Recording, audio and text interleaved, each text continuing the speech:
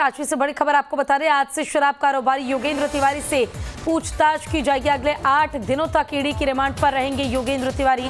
कल ईडी ने कोर्ट में योगेंद्र तिवारी को किया था पेश, पीएमएलए कोर्ट में किया गया था पेश।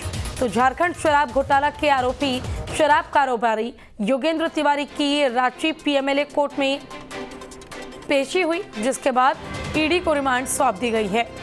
ज्यादा जानकारी के लिए हमारे साथ हमारे संवाददाता सूरज कुमार इसी खबर पर जुड़े हुए हैं। सूरज, योगेंद्र तिवारी जो कि शराब कारोबारी के तौर पर भी जाने जाते हैं, उनकी पीएमएलए स्पेशल कोर्ट में पेशी हुई, ईडी को रिमांड सौंप दी गई है।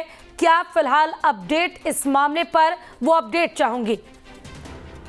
बिल्कुल, देखिए अभी फिलहाल न्यायिक हिरासत में है योगेंद्र तिवारी। आज 10 बजे के बाद उसे रांची के ईडी दफ्तर लाया जाएगा और आज से लगातार 8 दिनों तक शराब घोटाले मामले और साथ ही मनी लॉन्ड्रिंग के मामले में योगेंद्र तिवारी से पूछताछ होगी। कल आपने देखा कि गिरफ्तारी के बाद योगेंद्र तिवारी को किस तरह से ईडी दफ्तर रांची के पीएमएलए कोर्ट में पेश किया गया था और घंटों पूछताछ के बाद न्यायिक हिरासत में योगेंद्र तिवारी को भेज दिया गया था।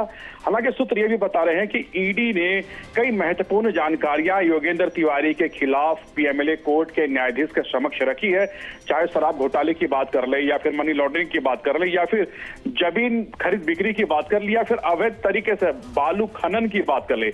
यानी कई चीजों में योगेंद्र तिवारी की संलिप्तता थी। उसी संलिप्तता की जो ब्यौरा है ईडी के अधिकारियों ने पीएमएलए कोर्ट के समक्ष रखा है और पूरी तरह से बारीकी से समझने के बाद ईडी ने योगेंद्र तिवारी से पूछताछ के लिए 14 दिनों का रिमांड की पेशकश की थी, लेकिन ईडी ने माफ कीजिएगा पीएमएलए कोर्ट ने ईडी को 8 दिनों का रिमांड दिया। यानी आज से अगले 28 अक्टूबर तक योगेंद्र तिवारी से बालू घोटाले की बात, अवैध बालू खनन की बात कर ले, शराब घोटाले की बात कर ले, मनी लॉन्ड्रिंग की बात कर ले और जिस तरह से कुछ महीने पहले योगेंद्र तिवारी के साथ साथ योगेंद्र तिवारी के करीबियों के 35 ठिकानों पर ईडी ने रेड मारी थी, उस रेड के दौरान कई महत्वपूर्ण कागजात, कई ऐसे महत्वपूर्ण जानकारियां ईडी के हाथ लगे थे। उन तमाम चीजों को ईडी खंगालेगी। उन तमाम चीजों को लेकर योगेंद्र तिवारी से अगले 8 दिनों तक ईडी का अधिकारी पूछताछ करेगी।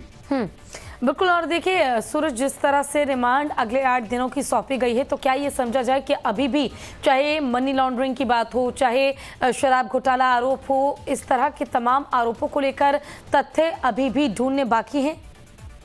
लेकिन निश्चित तौर पर अगर योगेंद्र तिवारी से अगर शक्ति से अगर ईडी का अधिकारी पूछताछ करेगी तो ऐसे कई सफेद पोस्ट, ऐसे कई खाकी वर्दी भी सामने आएंगे, क्योंकि कहा यह जा रहा है कि योगेंद्र तिवारी की जो साठगांठ है राज्य के आईएएस आईपीएस, इसके अलावा जो पॉलिटिशियन है उनके साथ ही, इसके वजह से योगेंद्र तिवारी को शराब के टेंडर, बालू के टेंडर, तमाम जो चीजें वो आसानी से क्या करते हैं। तो निश्चित तौर पर यह कह सकते हैं कि आने वाले दिन में अगर योगेंद्र तिवारी से सख्ती से अगर पूछताछ होती है तो ऐसे कई लोगों का नाम सामने आ सकता है। जी ठीक है सूरज, आपका बहुत बहुत शुक्रिया इस तमाम जानकारी के लिए।